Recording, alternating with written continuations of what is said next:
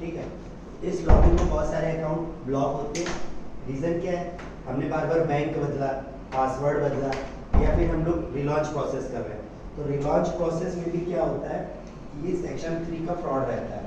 अब जो relaunch process है, यहाँ पे या बार बार पासवर्ड बदलने या बैंक बदलने से सेक्शन 3 में क्यों चला जाता है?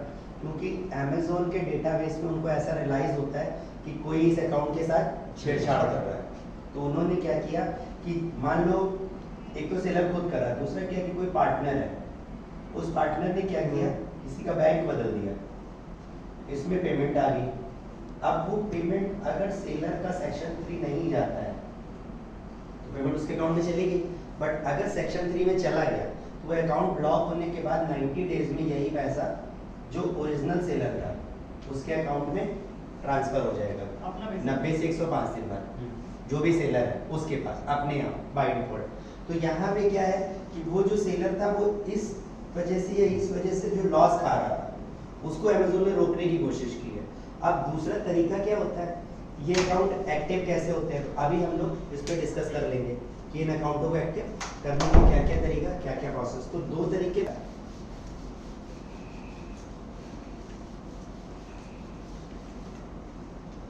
ठीक है।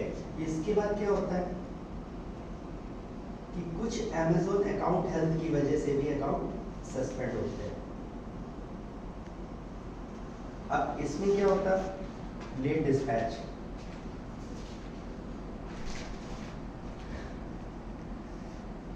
ऑर्डर डिफेक्ट रेट,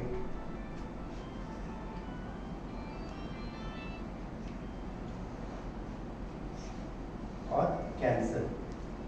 अब मान लो कि हमने टाइम से ऑर्डर नहीं दे पाया, तो लेट डिस्पैचमेंट में क्या होता है, कहीं 1% ऐसा हो गया, पहले लगभग 1% से 4% का एवरेज चलता था, जिसमें क्या होता था कि 100 में कोई 2-4 ऑर्डर हमने पैक कर दिए, शेड्यूल नहीं कर पाए, आज नहीं दे पाए, कल दे देंगे।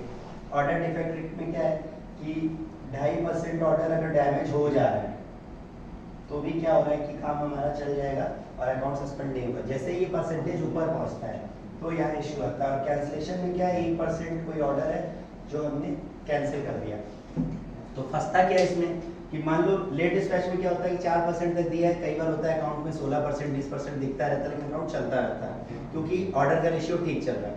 जैसे ही ऑर्डर रेशियो सही होता है, परसेंटेज डाउन होता है, सस्पेंशन के चांसेस खत्म हो जाते हैं। अब जब ऑर्डर डिफेक्ट रेट पे आते हैं तो मान लो हमने पैकिंग करी, किसी वजह से कुरियर में ट्रांसपोर्टेशन में हमारा ऑर्डर डिफेक्ट हो गया। अब अगर ये रेशियो बढ़ने लगा, पता चला जैसे ये बॉटल आई, हमने ऐसे ही रैप किया, भेज दिया, बॉटल आगे बढ़ गई, तो हमको क्या करना है, अपनी पैकिंग का स्टैंडर्ड मेंटेन करना ताकि हमारा अकाउंट सस्पेंड ना हो। फिर आते हैं कैंसिल में। अब कोई ऑर्डर आया, कई बार क्या होता है कि कोई नया सेलर हमने बनाया, तो नया सेलर क्या करता है, अरे मेरा ऑर्डर का रेट गलत पड़ गया, वेट गलत पड़ गया, फोटो गलत, वो क्या करता है, अपने आप ही कैंसिल कर देता है।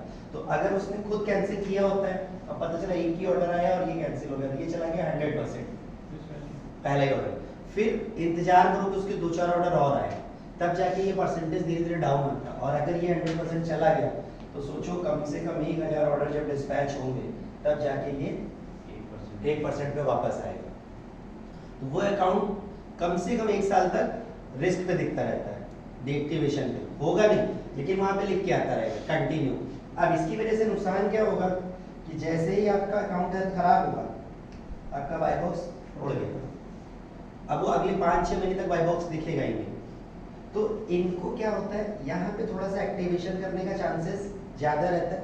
दूसरा सबसे ज़्यादा सीधा फायदा ये है कि अगर किसी वजह से ये इन तीनों में से आपका अकाउंट सस्पेंड हो रहा है तो आप इनको बस एफबीए में डाल दो। तो जब आप एफबीए में डाल दोगे तो वहां से क्या होगा कि आपका बाय बॉक्स अपडेट हो गया, सेल बढ़ना शुरू हो गई, कोई ऑर्डर उनके यहाँ से कैंसिल नहीं होगा, ना ही डैमेज होके जाएगा, ना ही लेट जाएगा। तो ये सारे परफॉर्मेंस मैट्रिक्स आपके ठीक होना स्टार्ट हो जाएंगे। तो इस वाले में अगर किसी अकाउंट हेल्थ सस्पेंड हो रही है अकाउंट हेल्थ की वजह से, तो आंख बंद करके एफबीए करा दो, अपने आप अकाउंट एक्टिव हो जाएगा जैसे जैसे ये परसेंटेज ऊपर आ जाएगा।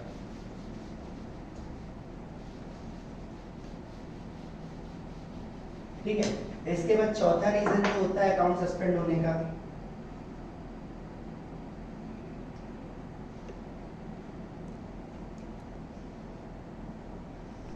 इसकी वजह से